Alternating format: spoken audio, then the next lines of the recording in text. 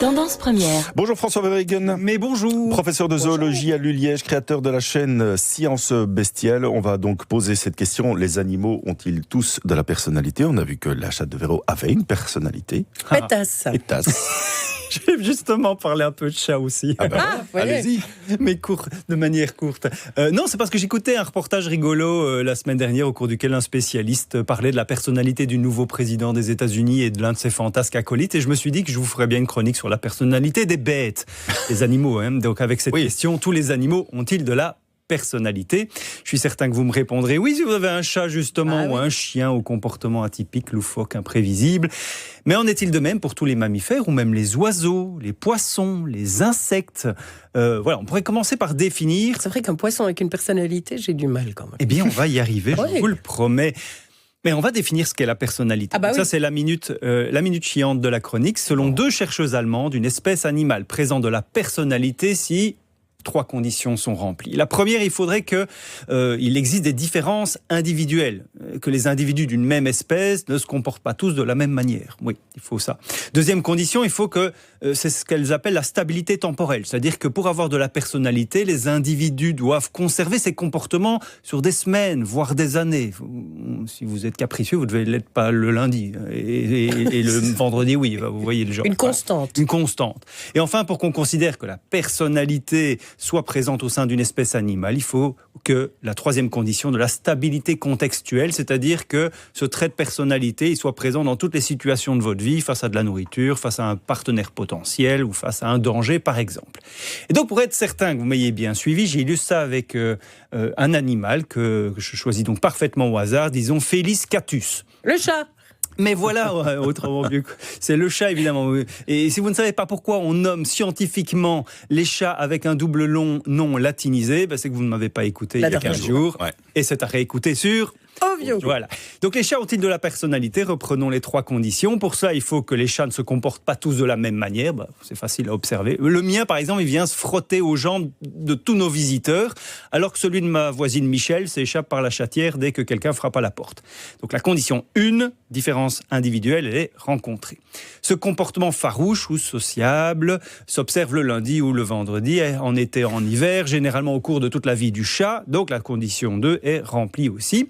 Et enfin, un chat plutôt farouche l'est dans toutes les situations, contextes de vie, qu'il soit à la maison ou sur un lieu de vacances, par exemple.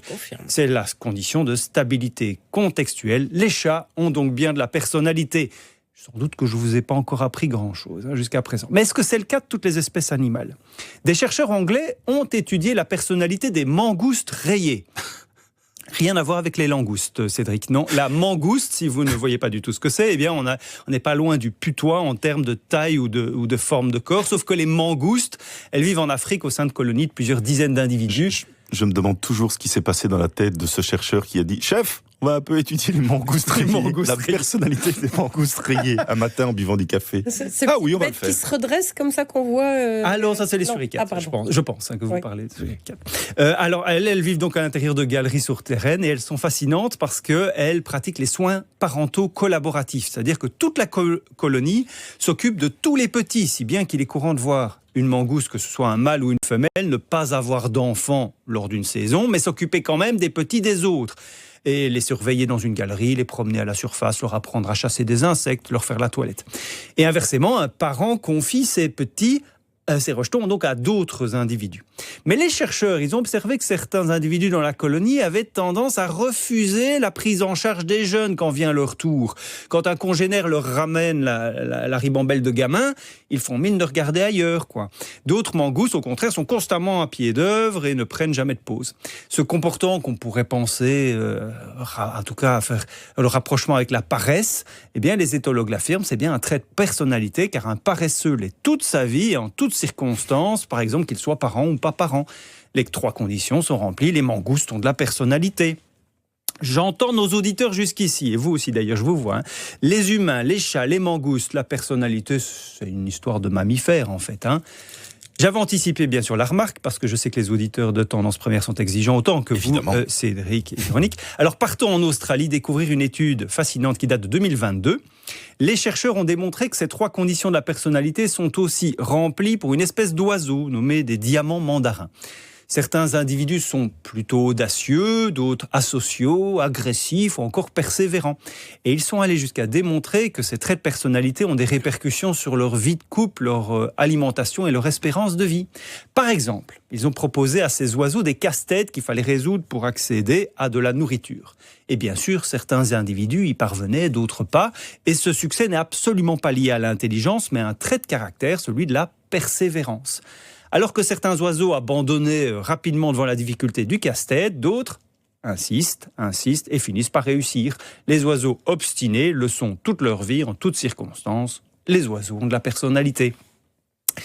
Et cette question qui différencie finalement l'espèce humaine des autres animaux, notamment le fait que nous ayons de la personnalité, les autres animaux en ont-ils ? Eh bien, elle occupe les penseurs, les scientifiques depuis des millénaires. Et c'est passionnant parce qu'il y a quantité d'études qui s'intéressent à ce thème.